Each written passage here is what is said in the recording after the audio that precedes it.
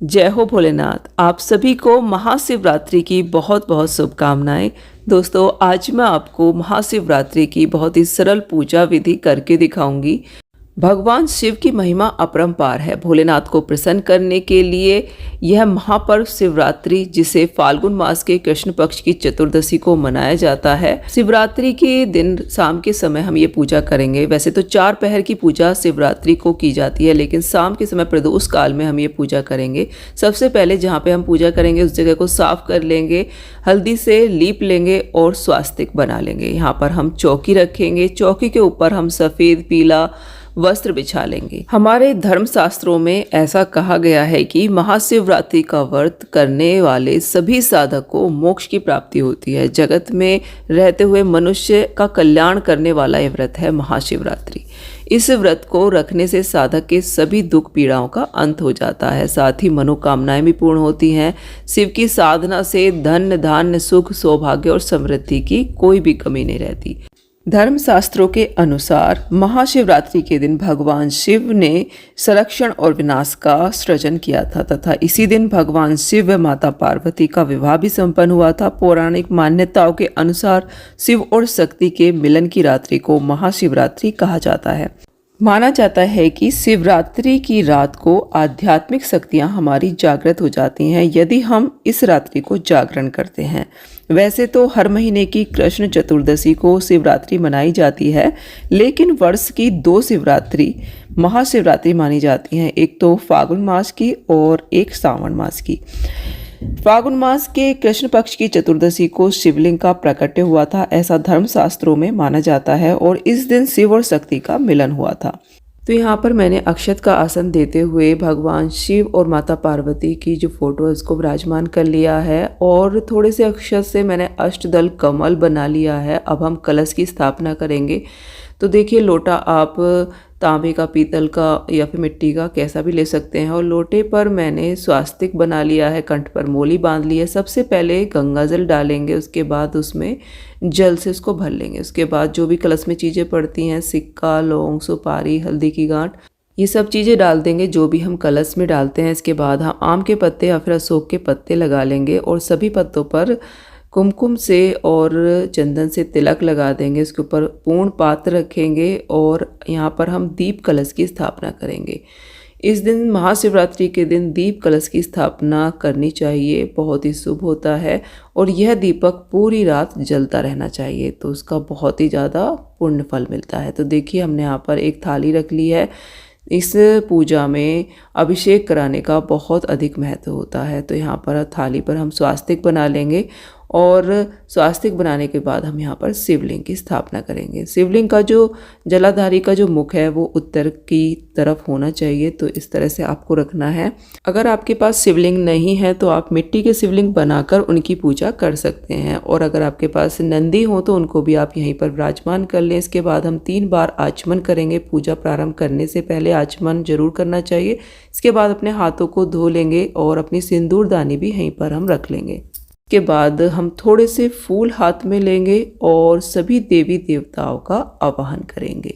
सबसे पहले हम जल से अभिषेक करेंगे। जल में हमने गंगा जल मिला लिया है। इसके बाद हम पंचामृत से अभिषेक कराएंगे, या फिर कच्चे दूध से भी आप अभिषेक करा सकते हैं। पंचामृत बना लीजिए, 5 चीज़ों को मिला लीजिए, या फिर 5 चीज़ें जो होती हैं उनको आप अलग अलग भी उनसे अभिषेक कर सकते हैं, जैसे कि दूध, दही, शहद, शक्कर, घी।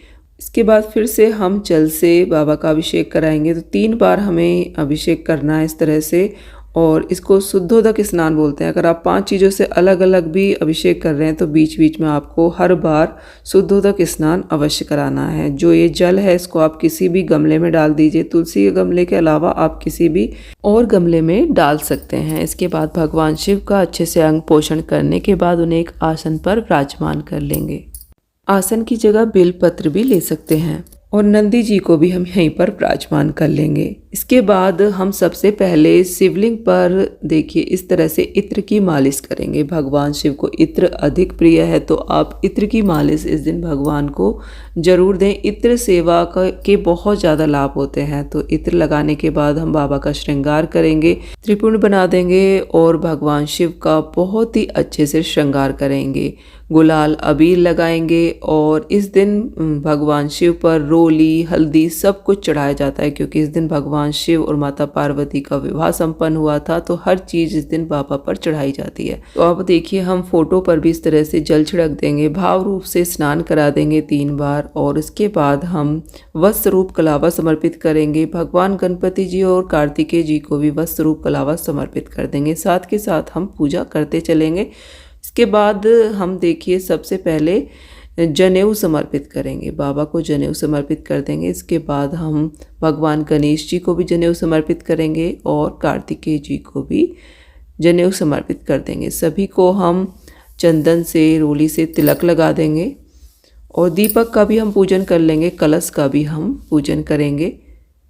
महाशिवरात्रि की जो ये पूजा विधि है, बहुत ही सरल पूजा विधि मैं आपके साथ शेयर कर रही हूँ, जो कि गृहस्थी जन बहुत ही सरल तरीके से बिना पुरोहित के अपने घर पर कर सकते हैं। इसके बाद हम भगवान शिव पर चावल चढ़ा देंगे। चावल खड़े होने चाहिए, साबुत टूटे हुए नहीं लेने हैं। इसके बाद हम भगवान गणपति जी को दूर्वा समर्पित करेंगे और नंदी जी को भी हम दूर्वा समर्पित करेंगे। इसके बाद हम माँ पार्वती और गणपति जी को देखिए लाल फूल समर्पित कर देंगे। भगवान शिव को सफ़ेद फूल समर्पित करें, उनको सफ़ेद फूल अति प्रिय हैं, तो आपको अगर मिल जाए तो सफ़ेद फूल चढ़ाइए, नहीं तो जो भी फूल मिल जाए वो आप चढ़ा सकते हैं। इसके बाद फाल्गुन मास में देखिए जो भी त्यौहार पड़ते हैं उनमें हमें गुलाल अबीर का प्रयोग अवश्य करना चाहिए। तो एक फूल पर हम थोड़ा सा गुलाल और अबीर लगाकर भगवान शिव को समर्पित करेंगे। इसी तरह से माता पार्वती को भी हम गुलाल और अबीर समर्पित करेंगे। तो एक फूल ले लेंगे, उस पर हम थोड़ा सा गुलाल और अबीर लगाएंगे और माँ को समर्पित करेंगे। इसके बाद हम सभी वो चीज़ें चढ़ाएंगे जो भी भगवान शिव पर चढ़ाई जाती हैं, जो उनको बहुत ही ज़्यादा प्रिय हैं, जैसे कि ये धतूरे के फूल हैं और बेलपत्र हम चढ़ा देंगे। बेलपत्र पर आप इस तरह से तिलक लगा लीजिए और उल्टी तरफ से हमें ये समर्पित करना है। इस तरह से बेलपत्र को हमेशा उल्टी तरफ से चढ़ाना चाहिए। बेलपत्र हम 5, 7, 21, 51 जितने चढ़ाने चाहें चढ़ा सकते हैं। इसके बाद हम धतूरा समर्पित कर देंगे। धतूरा बहुत ही ज़्यादा भगवान को प्रिय है। इसके बाद हम भांग चढ़ा देंगे और ये हैं मदार के पत्ते, जिनको आग के पत्ते भी बोलते हैं, ये समर्पित कर देंगे। और ये हैं देखिए आग के फूल, जो कि भगवान शिव को अति प्रिय हैं, उन पर चढ़ाए जाते हैं। इनकी माला भी भगवान को विशेष रूप से पहनाई जाती है, तो ये हम समर्पित कर देंगे। और एक बेलपत्र इस तरह से तिलक लगाएंगे तीनों पत्तियों पर और माता पार्वती को भी हम समर्पित कर देंगे। ओम नमः शिवाय का जाप मन में हम करते रहेंगे और इसके बाद हम धूप दिखा देंगे। और इस दिन श्रृंगार का सामान माता को जरूर समर्पित करें, क्योंकि माता पार्वती और भगवान शिव का इस दिन विवाह संपन्न हुआ था, तो इस दिन श्रृंगार का सामान अवश्य रूप से चढ़ाएं। आप 16 श्रृंगार भी ले सकते हैं, 5, 7 कितने भी ले सकते हैं। इसके बाद हमें इस दिन माता पार्वती और भगवान शिव का गठबंधन अवश्य करना है। अगर विवाह संबंधित कोई भी परेशानी है तो आप ये गठबंधन जरूर कीजिए। इसमें देखिए गठबंधन में हमने हल्दी, लौंग, सुपारी, सिक्का ये बांध लिए हैं और अब इस तरह से हम गठबंधन कर देंगे। एक चुनरी ले लेंगे और कोई दूसरा पीला कपड़ा ले लेंगे। आप पीले कपड़े की जगह कलावा भी ले सकते हैं। गठबंधन करने से अखंड सौभाग्य की प्राप्ति होती है, बहुत ही शुभ होता है, तो हमें गठबंधन जरूर करना चाहिए। देखिए कितना प्यारा दृश्य लग रहा है। इसके बाद हम बेर जरूर समर्पित करेंगे। शिवरात्रि के दिन भगवान शिव को बेर जरूर चढ़ाए जाते हैं, तो बेर का हम भोग लगा देंगे। इसके अलावा जो भी ऋतु फल हो वो भी हम चढ़ा सकते हैं। इस दिन जो भी चीज़ें हम चढ़ाएंगे वो सभी फलाहारी ही चढ़ाएंगे। तो इसके बाद हम कपूर से भगवान शिव, माता पार्वती की आरती करेंगे और भगवान गणेश जी की भी आरती करेंगे। प्रेम पूर्वक हमें आरती करनी है। महाशिवरात्रि की रात को जागरण करने का विशेष महत्व होता है। अगर जागरण नहीं कर पाते हैं तो पूरी रात हमारा दीपक जलते रहना चाहिए।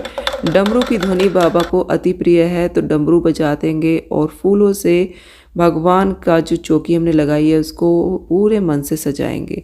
महाशिवरात्रि को दीपदान करने का भी विशेष महत्व होता है और 4 पहर की पूजा हमें जरूर करनी चाहिए। इसका बहुत ज़्यादा हमें फल प्राप्त होता है। तो दोस्तों आज की पूजा विधि आपको कैसी लगी जरूर बताना। वीडियो को लाइक करना और चैनल को सब्सक्राइब जरूर करना। भगवान शिव की कृपा आप सभी पर बनी रहे। हर हर महादेव।